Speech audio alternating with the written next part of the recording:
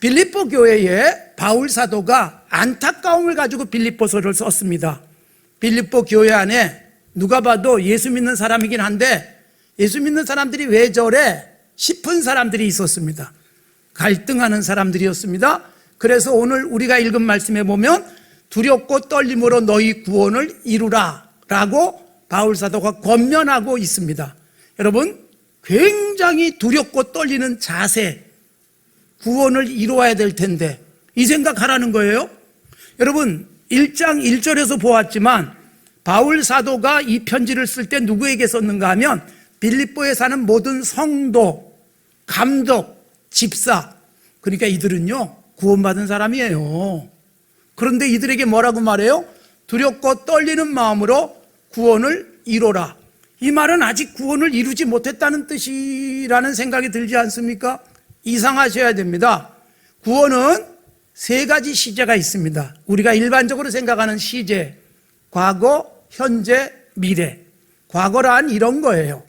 요한복음 5장 24절, 내 말을 듣고 또 나 보내신 이를 믿는 자는 구원을 얻었다, 영생을 얻었다. 요한복음은 구원을 영생이라고 묘사합니다.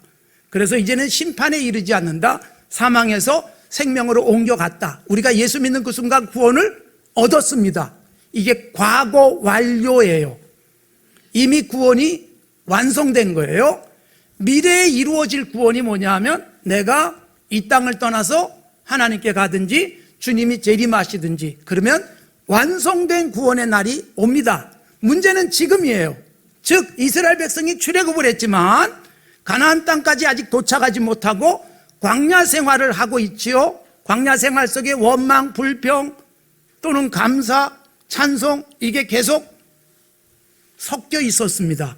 그것처럼 오늘 현재 나의 모습은 어떨까요? 빌립보 교회 성도들로 살아가는데 교회 생활이 행복하지 않은 거예요.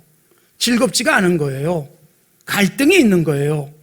제가 이미 서두에서 말씀드렸고 4장 가면 구체적인 이름도 나온다고 말씀드렸지만 교인이 서로 갈등하고 보기 싫고 불편한 관계, 이게 구원을 이룬 모습은 아니에요.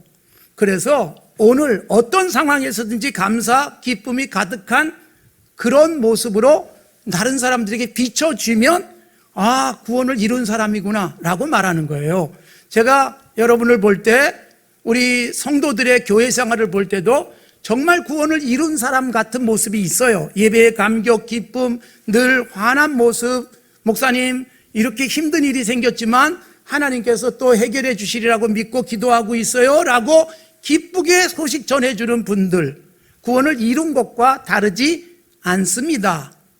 여러분, 구원을 이룬 것은 코로나 상황 같은 세상에서 벌써 3년째 이것 때문에 손해도 보고 힘들고 어려움을 겪는 분들도 계시지만 그러나 여러분, 언제 이런 어려움이 없을 때가 있었습니까? 코로나 끝나면 없겠습니까? 여러분, 과학이 발달하고 의학이 발달하면서 전에는 모르고 넘어가던 질병들을 알게 됐잖아요. 왜 죽는지도 참 모른 채 죽었어요. 지금은 여러분 죽은 사람을 왜 죽었는지 조사까지 하는 세상이 됐습니다. 모르던 병명도 알게 되고 눈에 보이지 않는 바이러스도 다 체크해내는 세상이 됐지요. 그러다 보니까 우리는 사실 걱정거리가 더 많은 세상 속에 살고 있고요. 예측까지 가능하잖아요. 앞으로 이런 일이 올 것이다. 여러분, 오미크론으로 인해서 이제 우리나라도 몇만 명이 감염되는 날도 올 것이다라는 조심스러운 예측도 있어요. 그런데 여러분, 우리가 이런 상황 속에서 걱정, 근심하는 게 아니라 이런 상황 속에서 알지만 하나님께서 지금까지 살게 하셨고 내가 이런 것 뛰어넘고 나의 삶은 조금도 그런 것들에 의해서 영향받지 않는 건강한 삶을 유지할 수 있다면 구원을 이룬 자라는 것입니다. 저는 여러분 목사로 살아가지만 이 부분에 대해서 늘 숙제를 안고 있는 사람이기도 합니다. 어떤 경우에는 좀 무거울 때가 있고요, 어떤 경우에는 잠이 안 올 때도 있습니다. 어떤 것을 골똘히 생각하다 보면 걱정이 아니라 그 생각에 빠져서 잠이 안 오는 날도 있어요. 그러나 잠이 안 오고 밤에 자다가 깨가지고 막 2시, 3시가 됐는데 잠이 안 오면 아유 잠도 안 오고 어떡하지 이러는 게 아니라 빨리 포기해버립니다. 잠잘 거를 그리고 가능하면 그냥 예배당에 나와서 여기서 기도하고 말씀 묵상하다 보면 또 졸려요. 그럼 여기 벌렁 들어 누워서 잠잘 때도 있습니다. 예. 근데 여러분 보세요. 살면서 걱정이 왜 없고 근심거리가 왜 없겠어요? 그러나 거기에 얽어매이지 않는 상태, 이걸 위해서 꾸준히 노력하는 거예요. 모든 사람이 다 제 마음에 들겠어요? 그런데 때로는 어떤 사람을 보면 불쾌할 수도 있어요. 그런데 그 불쾌감을 계속 갖고 살지 않는 상태, 불쾌하게 보이는 사람이지만 이내 떨쳐버리고 위에서 기도해 줄 수 있고 축복해 줄 수 있는 상태가 구원을 이룬 자의 모습입니다. 요한복음 8장 32절 예수님이 이렇게 말씀하셨습니다. 진리를 알지니 진리가 너희를 자유하게 하리라. 사랑하는 성도 여러분, 자유로우십니까? 여러분, 신앙생활이 자유여야 해요. 이 말씀을 왜 주셨는가 하면 우린 아브라함의 자손이야 그러면서 굉장한 규율에 얽매여 살고 남들을 속박하는 율법주의자들에게 주신 말씀이에요. 정말로 진리를 알면 자유롭다. 자유롭게 신앙생활 하느냐? 여러분, 예수 믿는 사람은 신앙이 굴레가 되어지거나 부담이 되어진다면 정말 불쌍한 신앙생활 하는 거예요. 교회 생활이 불편하면 너무너무 힘들잖아요. 사실 자유로우셔야 돼요. 아유, 오늘은 늦잠 자가지고 말씀 묵상도 못했네. 속상해 하지 마시고, 아이고, 하나님이 나를 오늘 푹 재우셨구나. 그러고 감사하십시오. 그런 자유함을 누리셔야 되는 거예요. 어떤 때는요, 매일 식사할 때마다 기도하고 밥 먹던 내가 허겁지겁 그냥 밥 숟갈 두고 먹다가 보니까 기도를 안 했어요. 아유, 이걸 어떡하지? 걱정하지 마세요. 오늘은 왜 하나님이 내게 이렇게 식욕이 왕성하게 해주셨을까? 그리고 감사하면 되는 거예요. 언제 여러분 우리가 감사하지 않고 먹어본 적이 있습니까? 예? 우린 늘 감사하고 하나님께서 주셔야 먹을 수 있다는 생각 속에 사니까 너무 그런 룰에 얽어매이고 그 다음에 교회 생활이 어떤 강박관념에 의해서 살아가지 않도록 조심하시고, 내가 교회 생활 이만큼 했으면 나는 어떤 뭔가를 대가를 얻어야 되고 이런 생각도 우리를 불행하게 만드는 교회 생활이잖아요. 자유로우십시오. 그리스도인의 신앙생활은 편안하셔야 되고요. 교회 생활이 정말 행복하셔야 됩니다. 교회 생활하면서 불편하면 여러분 얼마나 안쓰러운 삶이겠어요. 교회 생활하면서 아유 저 사람 보기 싫어 막 이러고, 그래서 보면 인사도 못하고 말 섞으면 투명하게 말하고, 그리고 신앙생활하면 예배가 제대로 되겠습니까? 여러분, 교회 생활하다가 너무 불편하고 또 제 설교가 영 안 들어오면 빨리 다른 교회 가십시오. 그래서 편안해지면 좋겠어요. 그러나 가지 마십시오. 왜냐하면 가봐야 똑같습니다. 괜히 멀쩡한 교회에 내가 들어가서 망가뜨릴 수도 있습니다. 여러분, 행복해지시기 위해서 자유로워지세요. 하나님이 내게 주신 구원의 은총을 감사하면서 바울 사도가 감옥에 있어요 지금. 그런데 나는 기뻐하고 기뻐한다. 감옥에 있는 사람 같지 않잖아요. 문제가 없는 세상을 사는 게 아니라 문제가 있고요. 교회가 완전한 교회가 아니에요. 한 군데도 없습니다. 완전한 교회는. 왜 완전한 교회가 없냐? 내가 들어가는 그 순간 완전하던 교회도 불완전해지기 때문에. 그렇기 때문에 자유롭게 감사하고 그냥 긍정적으로 보면서 살아가면 됩니다. 여러분, 그런 삶이 우리에게 필요하고 그게 구원을 이룬 자다. 2007년이 돼서야 세례받고 예수 믿은 이어령 전 장관이고 교수였고 그러시죠. 제가 고등학교 다닐 때 얼마나 열심히 이분의 책을 읽었는지 몰라요. 너무너무 좋았습니다. 그분의 아주 막 한국인이라는 이렇게 두꺼운 책도 굉장히 즐겁게 읽었고요. 현대인이 잃어버린 것들 이런 수필집도 읽고, 그러면서 그분은 무신론자였기 때문에 성경을 끌어다가 해석한 경우도 있는데, 때로는 교회에서 체크 못했던 부분이 그분을 통해서 체크가 되기도 했어요. 거의 그분의 팬처럼 제가 살았어요. 그러던 그분이 2007년에 예수 믿고 세례받았어요. 따님이 먼저 세례받고 목사가 되고 암으로 세상을 떠났지만 따님 영향이 컸어요. 그분이 10년 만에 세례받고 10년 만에 쓴 책이 지성에서 영성으로입니다. 정말 대한민국의 지성인의 대표라고 할 수 있는 그분이 지성으로만 살던 그가 영성을 알게 됐어요. 지성에서 영성으로. 하루하루 우리는 새롭게 태어난다. 쳇바퀴 굴리듯 살아가는 삶이지만 단 1초만 놓고 봐도 나는 이전과 다른 존재다. 신진대사 세포들의 들고남이 있다. 머리에서도 끊임없이 변신과 변화가 일어난다. 뭐 이런 내용을 그 글에 담기도 했습니다. 그렇습니다, 여러분. 예수 믿고 새로운 세상을 사는 거예요. 아, 이렇구나. 매일 바뀌고 있구나. 1초도 똑같지 않구나. 이런 생각을 할 수 있다는 것. 여러분, 영성으로 세상을 보기 시작하면서 굉장히 많이 간증도 하고 교회 가서 강연도 하고 그렇게 지금은 살고 있습니다. 예수 믿고 병이 있지만 잘 이기고 감사하는 거예요. 이효령 박사님도 그 질병 때문에 얼마나 사실까 걱정스럽지만 그러나 그분은 마지막 삶을 그렇게 잘 살아가고 있습니다. 예수 믿는 우리가 건강한 그리스도인의 모습이 기쁨과 기쁨이어야 되는데, 아니 예수 안 믿었으면 미워할 일도 없는데 예수 믿는 것 때문에 미워하기도 하고요. 예수 믿었기 때문에 삶이 이렇게 저렇게 오히려 구겨지는 일들도 생겨난다는 것은 너무 억울한 일이지 않겠습니까? 그러니 구원을 이뤄라. 빌립보 교회 성도들에게, 아니 예수님 안에서 살아가는 너희들이 왜 갈등하며 사니? 구원받은 자처럼 살아라. 그러면 어떻게 해야 되느냐? 여러분 12절 이렇게 되어 있어요. 항상 복종하여 두렵고 떨림으로 구원을 이루라. 그렇습니다. 복종이에요. 여러분 복종은 앞에서 우리가 봤어요. 예수님이 어떤 모습이었느냐?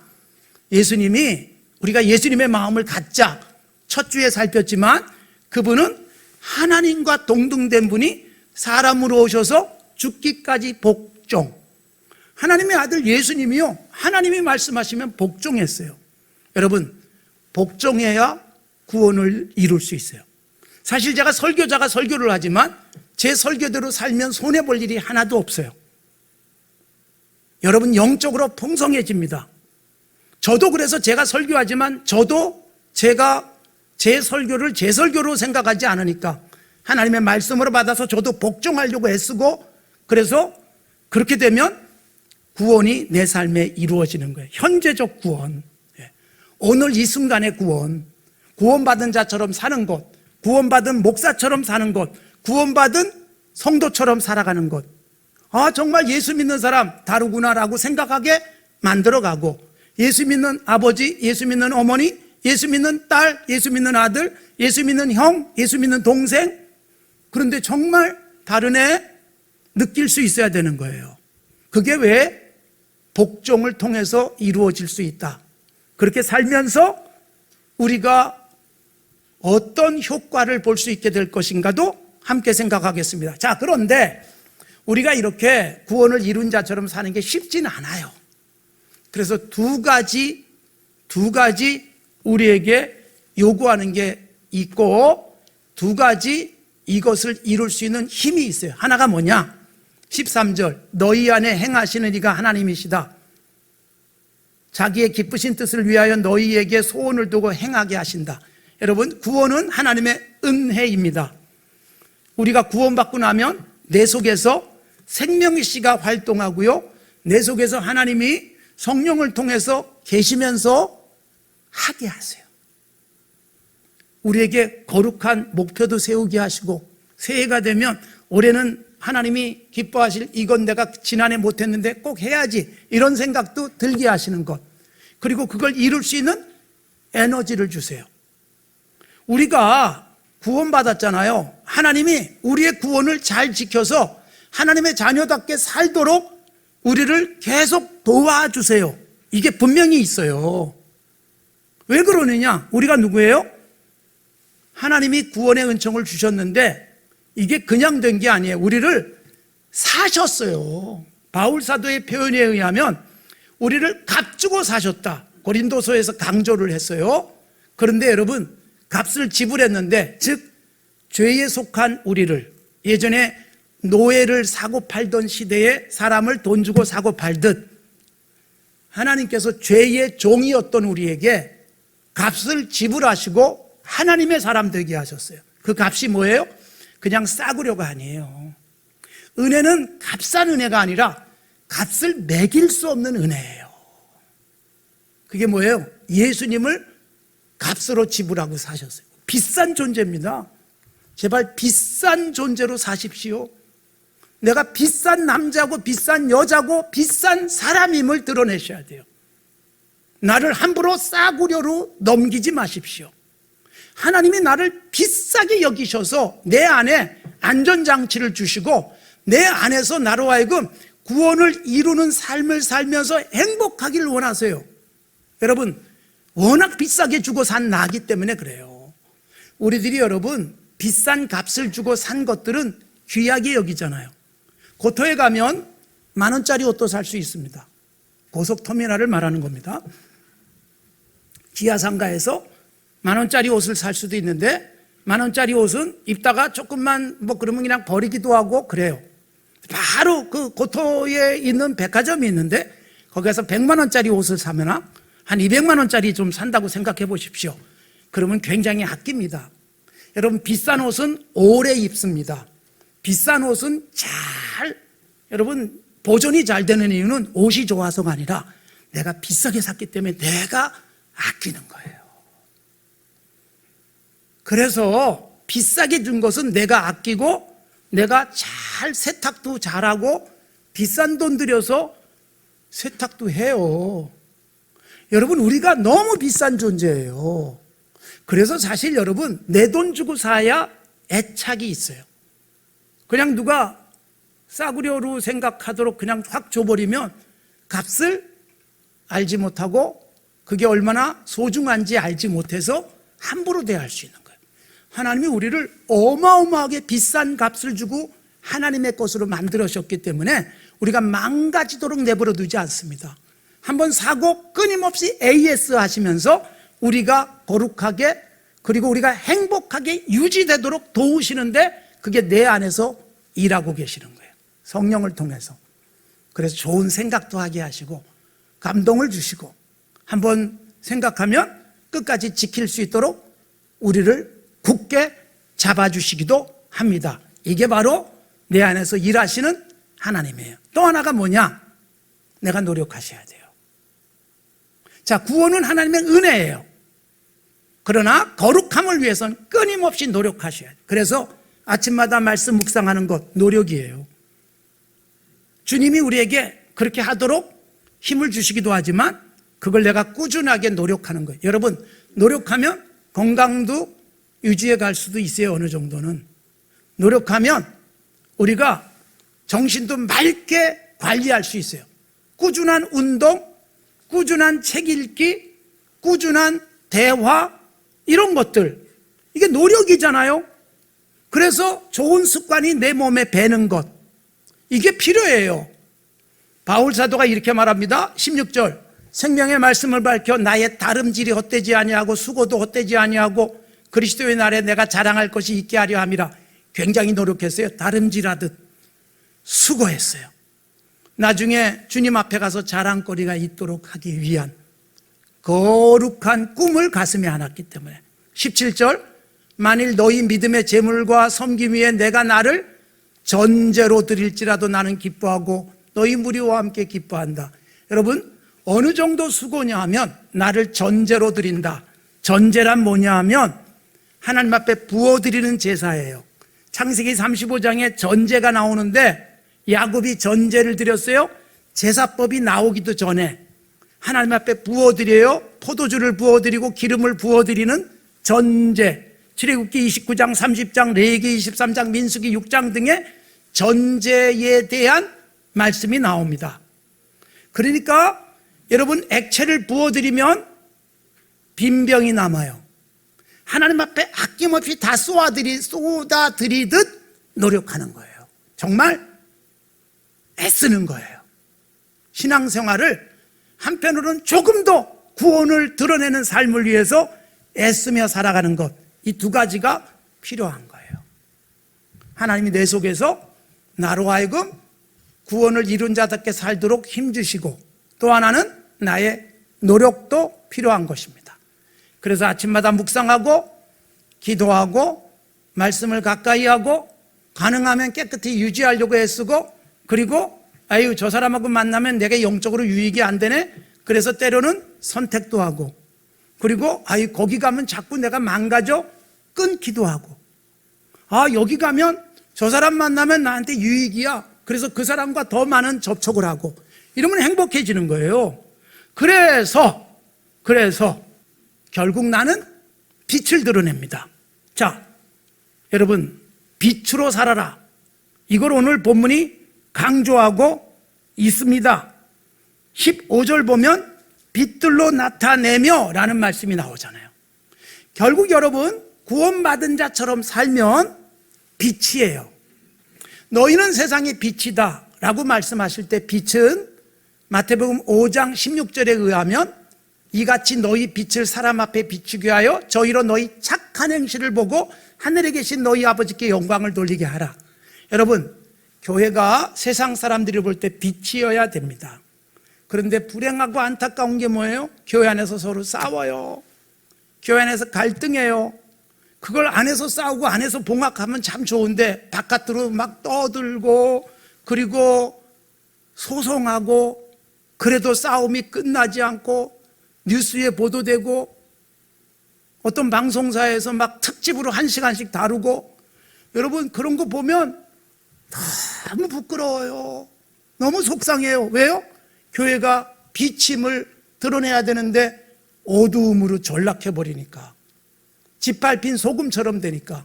그래서 여러분, 교회 공동체 안에서 갈등 없이 살아야 되고, 아니 밖으로 이게 나가서 교회가 좀 어려워질 것 같으면 차라리 내가 손해보는 게 좋은 것이다. 바울사도가 고린도에서 말하는 거예요. 왜냐하면 교회의 빛됨을 망가뜨리면 책임을 져야 될 날이 오기 때문에. 그래서 빛으로 만들어가는 거예요. 그리고 이렇게 빛이 되어지는 사랑, 서로 위로, 격려, 이것을 위해서 착한 일을 하는 거예요. 우리들의 돈이 그렇게 쓰여지고 세상 사람들이 볼 때 교회가 정말 건강한 일들을 하는구나. 야, 교회가 있으면 참 좋겠구나. 여러분, 교회가 비친 게 굉장히 찬란하게 화려하게 예배당이 멋있어서 크리스마스 장식이 막 너무너무 화려해서 아, 저게 빛이구나 라고 생각하는 사람은 예수 안 믿는 사람은 1도 없습니다. 나의 행복, 옆에 있는 사람들이 영적으로 유익을 얻도록 하기 위해서. 그래서 여러분, 우리가 빛들로 나타내는 삶, 그걸 통해서 세상 사람들이 교회를 보면 감탄할 수 있도록. 그래서 빛, 이게 적극적으로 착한 행실, 이렇게 되면 이 착한 행실이 요한계시록에 의하면 천국에 가서 입을 옷이 된다. 그렇게 묘사해주고 있습니다. 사랑하는 성도 여러분, 행복하게 신앙생활 하시고 교회 생활, 구원의 즐거움이 가득하길 바랍니다. 바울 사도가 나와 함께 기뻐하라, 나처럼 기뻐해봐. 난 감옥에 있지만 내가 너희들과 함께 있을 때 너희들 그래도 비교적 잘 신앙생활 했는데 내가 떠난 다음에 왜 너희들 갈등하니? 왜 싸우니? 이 말씀을 하는 거예요. 그래서 빛이 되라, 나처럼 기뻐하자. 내가 기뻐할 세상적 조건은 없어도 기뻐하고 있지 않니? 이게 구원을 이룬 거야. 같이 구원 이루어야 돼 라는 권면을 빌립보서를 통해서 하고 계시는 것입니다. 2022년 여러분, 구원받은 자처럼 삽시다. 강력하게 우리 안에서 일하시는 그분이 계시고요, 그분의 힘을 받아서 열심히 노력하며 전제로 부어 드리듯 내 힘을 쏟으면서 행복한 신앙생활, 교회생활, 구원을 이룬 자의 일상의 삶, 나를 아는 직장 동료가, 내 이웃들이 나를 보면서 정말 아름답다, 저렇게 살면 참 좋겠다라고 생각하는 구원을 이룬 자의 모습, 우리의 삶 속에서 드러낼 수 있기를 다짐합시다.